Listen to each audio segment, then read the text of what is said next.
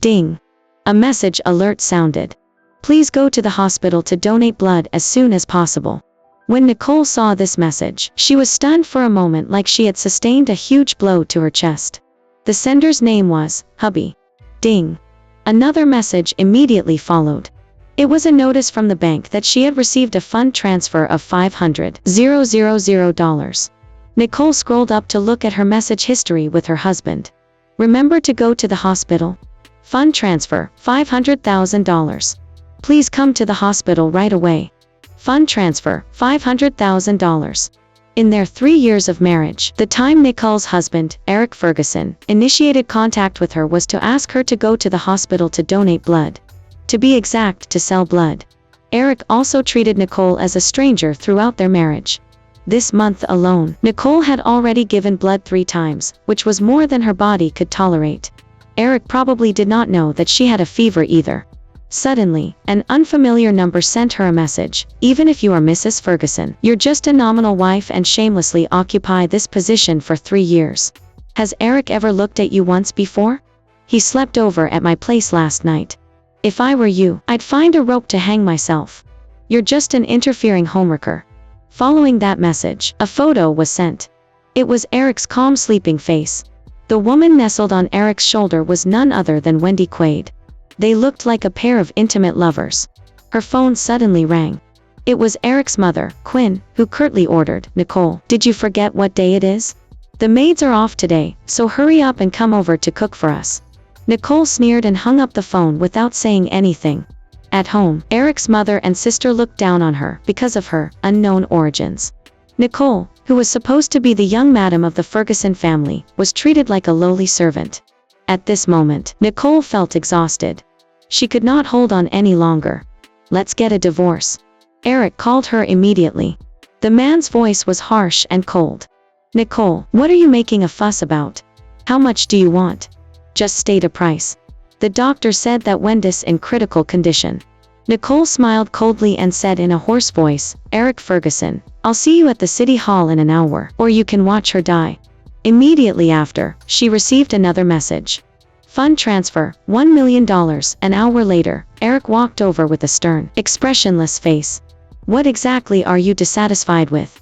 I know that you've donated more blood this month, but I've already compensated you. Let's just get a divorce." Nicole lifted her head and met his cold gaze. "What I regret most is marrying you 3 years ago. I've suffered enough in this marriage. Enough is enough." Eric looked at Nicole with a grim face. "Nicole, don't regret your decision." Their 3 years of marriage ended so hastily, in a matter of minutes. The moment Nicole held the divorce certificate, her heart trembled. Eric did not say anything about wanting her to stay. "Let's go to the hospital." He still did not forget to use her one last time. Nicole lifted her head and laughed. "Eric Ferguson, even if she dies in front of me in the future, I won't waste another drop of blood on her." Eric's eyes turned gloomy. "How could you curse Wendy like that when she's sick? Don't forget, the condition of our marriage back then is that you'll donate blood at any time she needs it." Nicole's gaze flickered. "I should have understood long ago that to Eric Ferguson, I am just a lowly walking blood bank. Eric Ferguson, I don't give a damn about being your wife. Don't worry, I'll donate my blood to her one last time and settle our accounts." Nicole found Wendy Quad's VIP ward and pushed the door open. Wendy saw Nicole and immediately looked delighted. "Nicole, you're finally here. You're not mad at me for always bothering you because of my poor health, are you? I was worried that your body couldn't take it." Nicole strode over to her with a cold and gloomy gaze. "You sent that text, right?" She slapped Wendy's face viciously. "I." Wendy screamed and covered her cheek in shock. Eric's eyes sank and his face was stormy. "Nicole, what are you doing?" Wendy pouted. "I didn't do anything, Nicole. You misunderstood me." "Eric, I can apologize to Nicole. If giving me blood affects your relationship, I won't ask Nicole for blood in the future." Nicole took out the picture of Eric from her bag, then flung it in front of them. "Wendy Quaid, you are the homewrecker in this situation. Are you satisfied now? I wish you all the best in replacing me as Mrs. Ferguson." Eric's face was as cold as ever. "You wanted a divorce because of this. Never mind, get your blood drawn first." Nicole did not leave with the doctor. Instead, she went forward and lifted Wendy's quilt. She looked at Wendy's bandaged left leg, and ripped off the bandage. Nicole looked at the graze on Wendy's leg and scoffed. Wow, it's so serious that there's not even a drop of blood flowing out. If I came a little later, I'm afraid your wound will heal completely. You get injured 4 to 5 times a month. I think you're just trying to drain my blood. Too bad, you won't have this opportunity again in the future. Get Eric to marry another fool to be your new mobile blood bank. Nicole slammed the door and left. She mustered her strength to make a call. Big brother. I won't be that stupid again. Grant Stanton, leading a group of mysterious men in black, carried the unconscious woman out of the hospital, and left quietly. Eric Ferguson dragged the attending doctor out. A serious leg injury, is a blood transfusion, even needed for grazed skin. Is this the standard of professionalism in your hospital? Floyd Stanton, the legendary chairman of Stanton Corporation, stood in Nicole's room. What are you crying for? It's just a divorce. Nikki, you'll come back to succeed me in the company.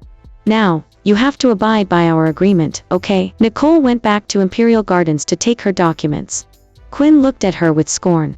Nicole, I have a lot of confidential documents in the house. Don't think you can pretend to be elite just by wearing this fake outfit. I've seen a lot of low-class people like you who dream of marrying into a rich family. You both smell of poverty, so get the hell out of my house and don't stain my floors. I'll kick you out of the Ferguson family. Nicole smiled. There's no need for you to kick me out. I've already divorced Eric Ferguson. Even if you come crying and begging on your knees, I will never step into this house again. 1 month later. A luxury custom Rolls-Royce came up to the entrance of the Waldorf. Grant Stanton walked to the other side of the car, took over the position of the porter, and opened the car door. He extended his hand. Nicole, someone shouted. The woman was wearing a custom handmade gown studded with diamonds. Eric narrowed his dark eyes as he watched the woman take Grant Stanton's arm. Wendy Quaid stood beside Eric and said in a shrill voice, Nicole, why are you here? Do you think this is a place you can come as you please? Did you take the money from selling your blood to get this banquet invitation? Grant's tone was interrogative. And which family are you from, miss? Is there a rule that divorced people can't attend? Isn't Mr. Ferguson also here? Mr. Ferguson, you need to improve your standards in selecting female companions. Wendy walked up to Nicole with a cold smirk. Nicole, you're already divorced, so why are you still clinging to him? Don't come looking for trouble. You're just asking for it. Wendy suddenly leaned backward and fell into the pool. Eric held the drenched Wendy and draped his jacket over her. Eric, don't blame Nicole. I came to apologize, but she didn't forgive me. She must still hate me, but I'm sure she didn't mean to do this. Eric's dark eyes glared at Nicole coldly. Nicole met his gaze, and the corners of her lips curled up mockingly. She used this trick a long time ago. Did you fall for it again? It doesn't matter. Her acting skills are so subpar. Ill turna blind eye to your act. Wendy got up and tugged on Nicole's arm. Every time you donated blood, Eric paid you for it. What else are you dissatisfied with? Why are you still pestering Eric after the divorce? Nicole grabbed Wendy's arm and marched towards the pool. She gave her a crisp slap across the face, then released her grip. Wendy fell into the pool with a big splash. Nicole picked up a glass of red wine and poured it over Wendy's head. Since you accused me of doing something I haven't done, I ought to live up to it. I admit to what I've done now. This is an extra gift for you, Miss Quaid. Don't be in such a hurry to leave just yet. I still have another surprise for you. Nicole walked to the second floor. She was leaning against the railing with her arms bent, and a cigarette in hand. She took a large crocodile leather suitcase, and inverted it over the railing. Those crisp Benjamins floated in the air and fell onto the ground and the water. $25 million in cash eloquently rained down on the people below, including Eric Ferguson and Wendy Quaid.